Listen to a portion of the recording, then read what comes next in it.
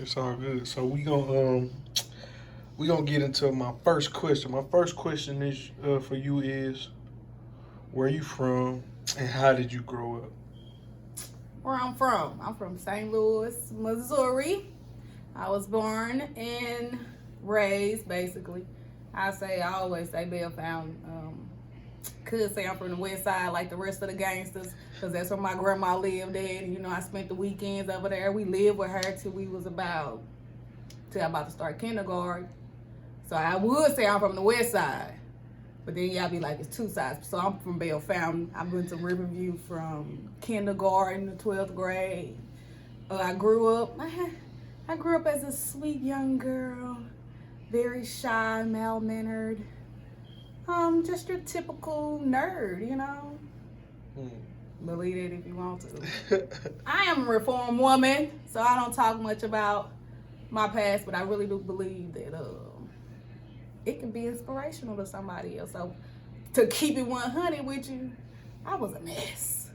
I was a mess and it was all over my chest. So I grew up. I had a good life. My mama was good. I was a single parent. She worked about 2-3 jobs. So our conversations were strong. We had strong conversations with her more so than had her around at the crib. So Okay. Well, speaking of that, like, who would you say had the most influence on your childhood, or what had the most influence on your childhood? even with that being said, it had to be my mama. Shoot, my mom, like, my family is woman strong. It's all women. All of our daddies left. My mama daddy, my grandma daddy. So it was strong women. So it's my grandma, my aunties, and my mama.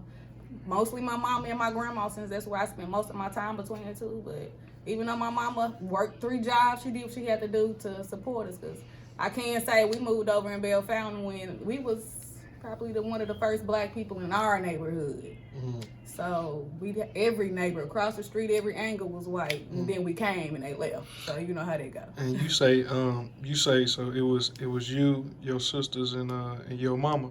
So what would you say was probably the most heralded moments of your childhood? Like, what can you remember the most that helped shape and mold you at that point? Um, I've always been an observer. I've been observing mostly everything I learned through observation. So all of my experiences seem to have shaped me. I grab a lot from everybody. What happened with my sisters, anything that happened when my mom was transitioning through life. So I kind of pick up through observation what and what not to do. So I was shaped through a lot of different things. Not saying that I wasn't raised, because I was definitely raised, and I can't say I love the Lord and will never take it back. So a lot of it, I got a conglomerate of things that shape me as to who I am. I can't just give it to specifically one person because, this ball of energy got a lot of different people in her. So I would credit a lot of it to the people that surrounded me: my sisters, my mama, my aunties, and my grandma. Mm. So that sounds like a very strong foundation. Yeah. So when you say you was an observer, like that lead me into my next question, like education. Mm-hmm. Um, Tell me. Well, you know what? Let's jump back. What were your plans for life when you were younger? Like, what did you see? Like, what ideas did you have for what you wanted to be growing up? Shoot, always growing up, I was strong on being a lawyer. I was like, I'm a lawyer. I'm going to take this route. I'm going to be a judge. Like, that's all I wanted to do coming up from the earliest I can remember all the way until I made it to college. I wanted to be a lawyer, and I stuck to that. Why did you want to be a lawyer?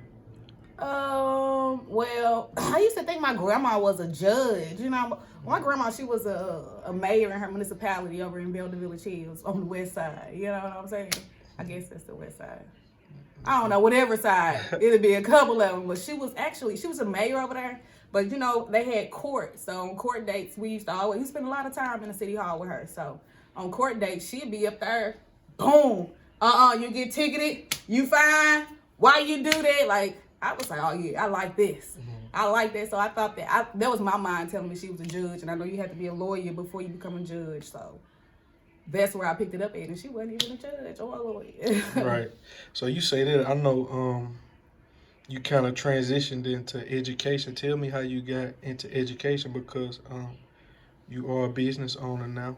Well, you And know what? That is a quite interesting story. I can remember I was probably 10 and I was at church and this prophet came to me. He was just saying some stuff, and then they was like, "Oh yeah, you gonna work with kids.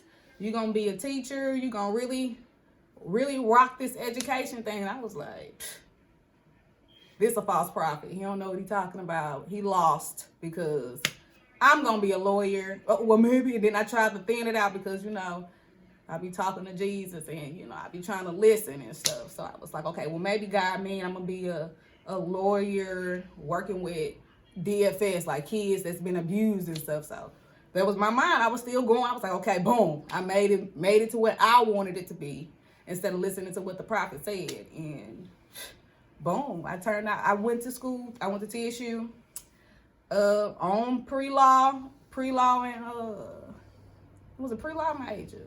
And I think my sophomore year, well, shoot, ever since I started, I really couldn't afford it. So my first semester, I was good because I got to use 2 semesters. And then my second semester, I got kicked out and came back. I got kicked out of school 2 times. Long story short, I was like, what can I do to pay for this school? Because I need to pay for school. So I don't really have an answer as to how all of my stuff transitioned. I recall being introduced to Teach for America. And I was like, okay, I'll do that. And they'll pay for school, and they'll pay for graduate school, and then I'll be able to still finance my way through law school. My mind was still on it. So I started the process, started researching a little bit more about education, and I was like, okay, let me take a couple of courses. And then a couple of courses turned to all my courses, and it kind of finessed that way. And my mom was already leaving from pre-law because everything I was really learning about what it takes to be a lawyer, and I'm not much of a finesser, and you're going to be finessing a lot as a lawyer. So the transition just happened. And I always say it was God ordained. That was what I'm walking God's journey. Yeah, because you didn't even want to get into education for real. No, because I've never, I want to say I didn't like kids. I've always, I didn't have a best friend. I had a best friend, but I didn't have a whole bunch of friends growing up, so it was more so of, I hung out with my mama. I hung out with my grandma. I hung out with my TTs. I was the one in the family that always wanted to hang out with the grown folks. I never had an old soul. Yeah. And if you know me, you know that I'm old. So. Right. Okay. Explain to me your college experience, the full experience, when you first got there, and how did it mold you into who you are today? How did it shape you? TSU.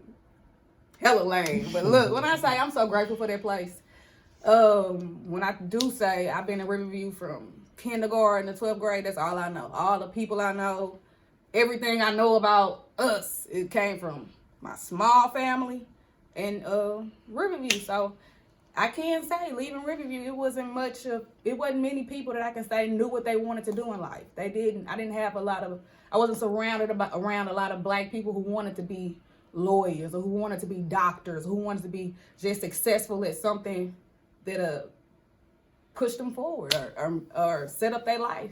So it was like a culture shock when I got there. When I got to TSU, I came with all the J's, every outfit. I just came regular old thugged out, block 9, Missmollie. This is what I came to, and I got there and it was like, why y'all got on suits? Is it a funeral here today?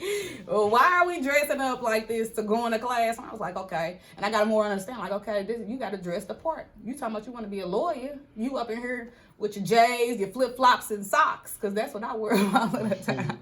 Your flip-flops and socks. So when I got there, it was more so of a culture shock, and I was all for it. I was like, yeah, this is something. This is growth. And that was, I'm always, like I said, an observer. So I was observing the stuff that was going on around with me. And it just was a real motivation to me. Yeah, you already know what you want to do. Now it's time for you to set yourself in the right spot and do the right things in order to put yourself where you need to be. So TSU, I wouldn't trade that for nothing. The people I met there are lifelong people. the lessons I learned, like that experience, I would wish on everyone. Mm-hmm. Any student coming, and all I know is Riverview from high school, all my primary education. So anybody coming up out of Riverview, I would say, boom, you seen all of this, now step into this world. And and it's still like relatable, you know? Like I could have went to SIUE like I was going to go, which is not a HBCU. And, you know, I could have been like super detached because it was a party every day at Riverview for me. So you think that if you didn't go to school, you'd probably be a totally different person today? Absolutely. Like, what would you think would be like? Where do you think you would be without college, the full college experience? Whew, I hate to think, like, the people I surround myself with, I probably just would have been, I don't know, because I'm me, and I'm always looking for more and searching for more, but I would definitely say I wouldn't be where I am today or done the things I've done due to the fact that I wouldn't have been exposed to the stuff I was exposed to. Mm-hmm. So do you think that helped increase a drive inside of you that you didn't know you had? Yeah, most definitely. Like, and then I went down there on my own. I knew one person, I knew two people. My girl Bree, I've been going to school with her since elementary school. Mm-hmm. And Desmond, I met him working at Cracker Barrel. So I knew them two people. And you know, it was really intentional. I did say that I was like, I want to go somewhere that I didn't know nobody. And I didn't know Brianna went there. I knew Desmond went there. But, you know, he was a dude, so I knew it wasn't going to be all of this. Mm-hmm. So I was like, okay, I'm going to go there, refresh myself and see. It was intentional because Lord knows I couldn't leave my mama. I like 4.5 hours away. Lord knows I didn't want to go that far, but I needed something new. So what I understand in you today, you're very fearless, and you're very autodidactic, meaning you go out and you create things. You constantly search for things to do and moments to create. So would you say your experience with going to college or miles and miles away from your home habitat increased a greater level of fearlessness in you? Yeah, I can. That's a good observation, my man, my husband. But yes, I can say that's the absolute truth. Like, once you get out of I was out of my comfort zone, and that's what it takes. It's us getting up out of our comfort zone. I know St. Louis. I know how to roll each way through this mug. I know who to talk to, who I want to talk to. But once I got myself into Nashville and was like, when my mama, I didn't get to have my car either, so I had to be super social with people I didn't know. It was a totally different experience that I can say shaped me in a magical way. Okay, so transitioning from college, you graduate there, then you come back home. Mm-hmm. When you come back home, you begin to work for SLPS, St. Louis Public Schools. So, tell me about your experience in the actual school system, things that you've gained, the knowledge you've gained, and what works and what you took from it.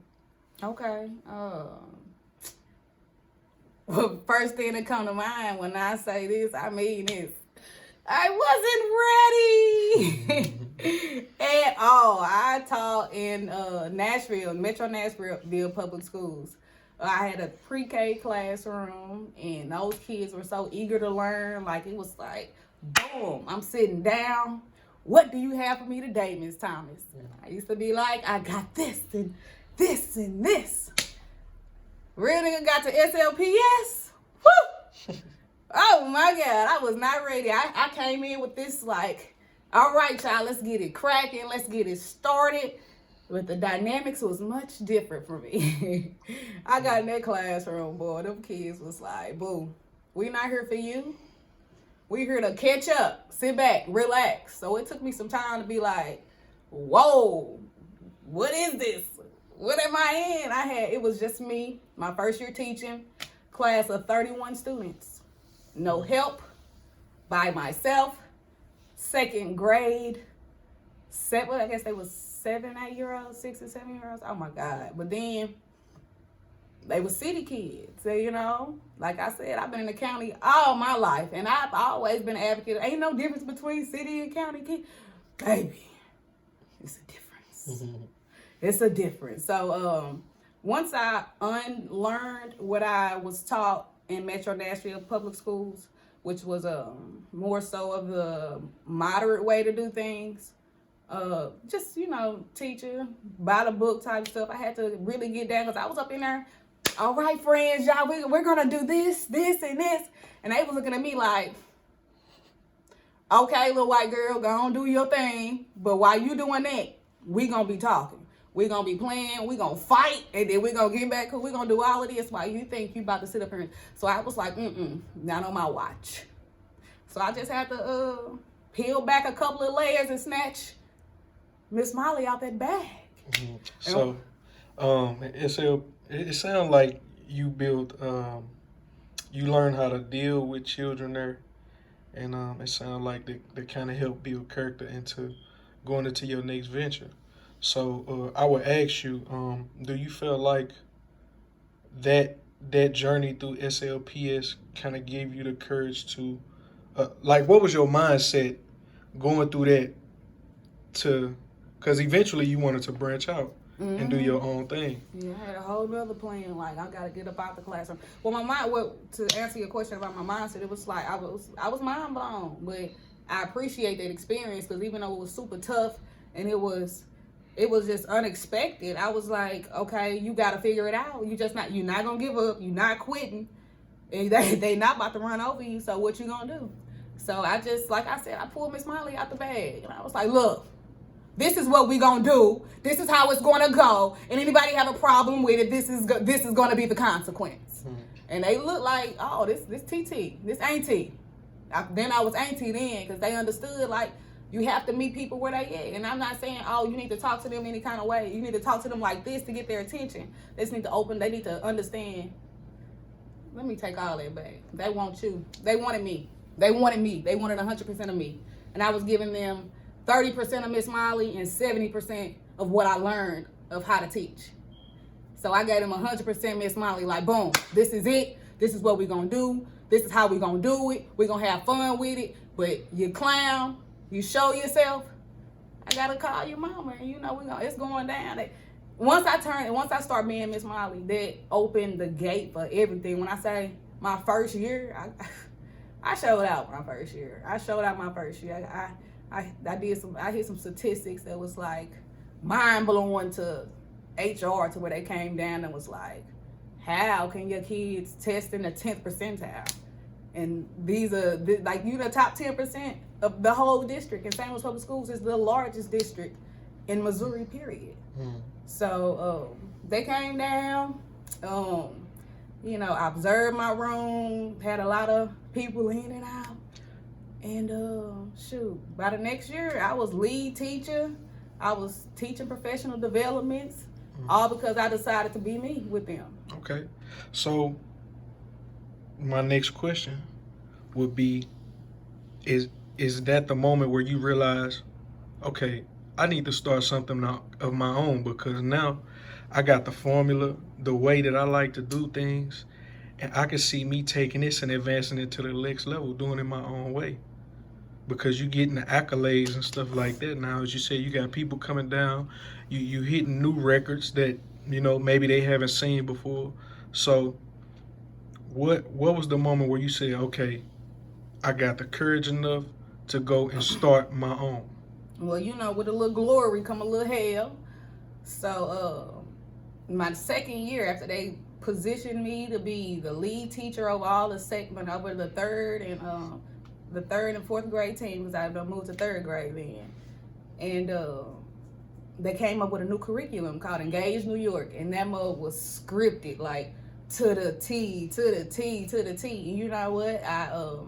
For a while I did it. And I noticed that I wasn't meeting my students where they was at. Like, in the third grade, I had a lot of non-readers. So when it came to teaching, let me run that back a little bit. So I did so well with ELA, and with ELA they scored so well, and they liked my teaching strategy. They wanted me to strictly teach ELA, the third and fourth grade. So with that program, which was the Engage New York program, it was scripted. It was like teachers say, students say, then you do like, it was like I was a robot up in that mug, and I was like, oh no, I can't.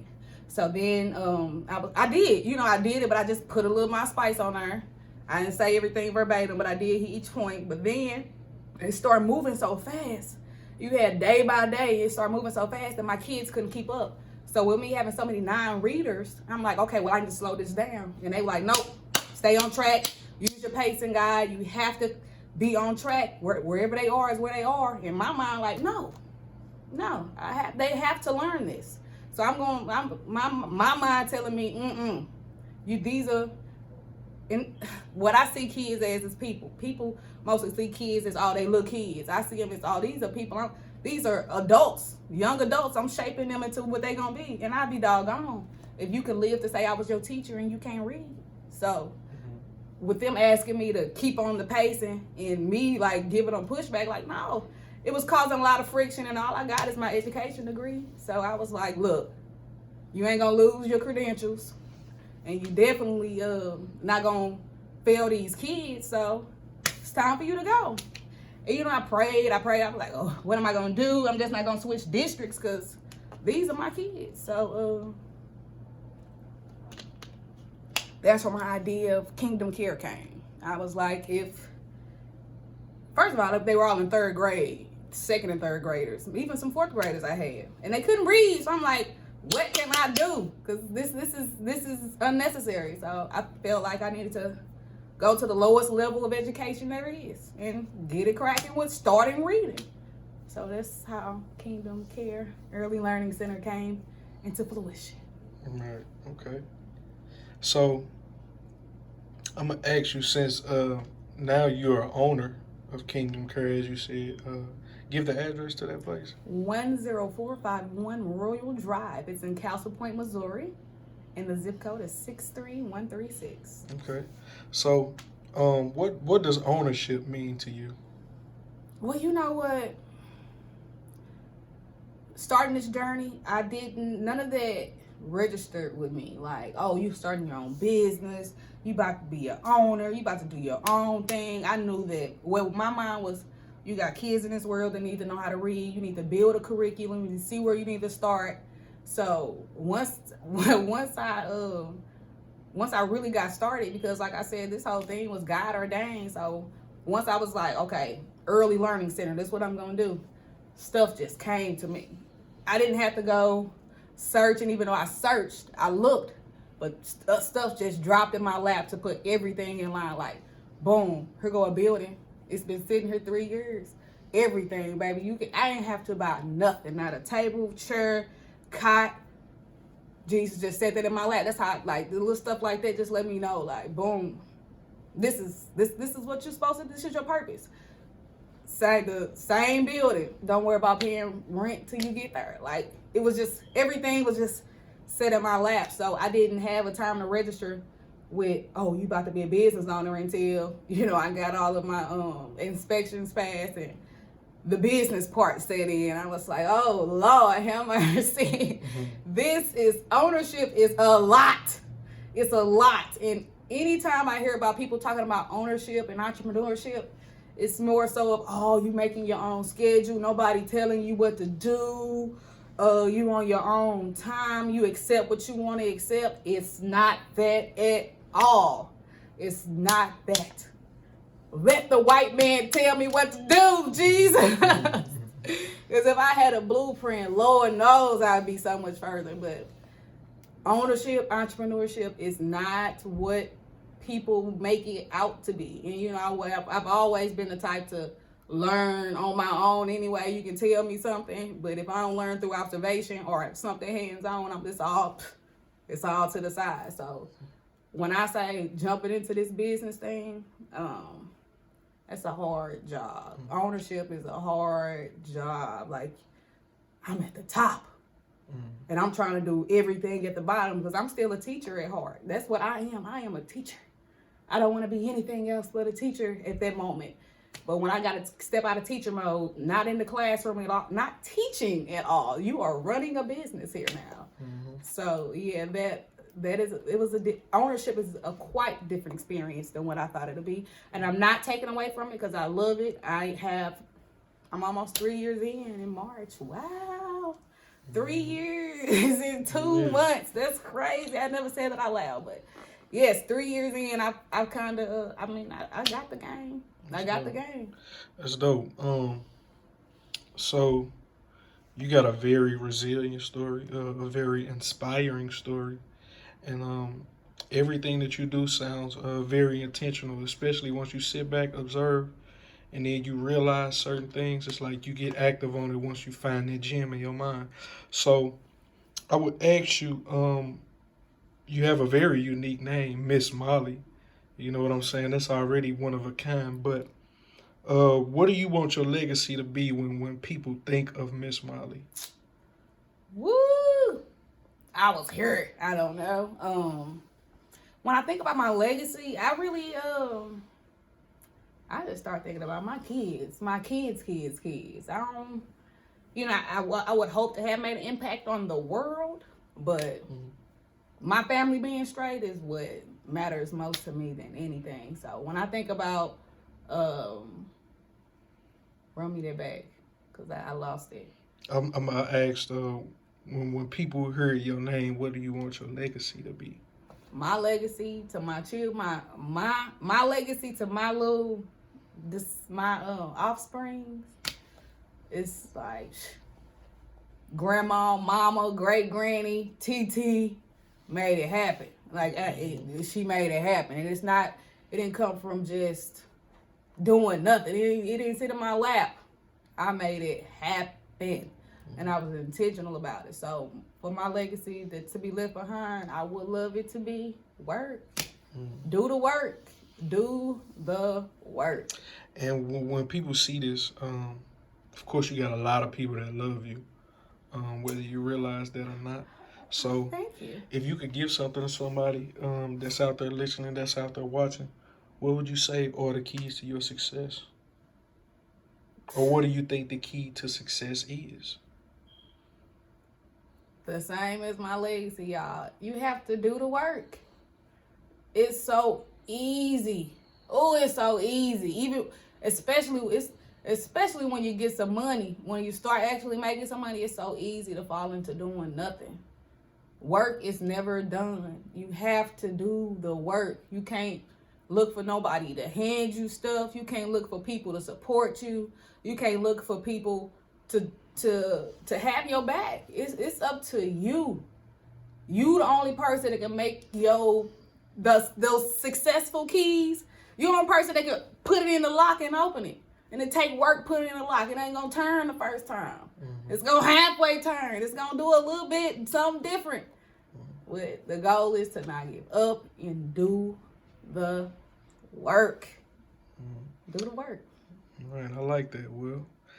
Missmollie G, I appreciate you for MMG coming into G Code Conversations and sharing some of your codes to your resilient story. You know what I mean? It's definitely inspiring, and I'm sure you'll do greater things beyond this. So I appreciate you once again. Baby, love you. Ron G Code Conversations. Y'all stay tuned in. My man, the man, 100 grand. Listen to him, tune in, because the Lou got a lot to offer. So he may be interviewing you next. Thank you.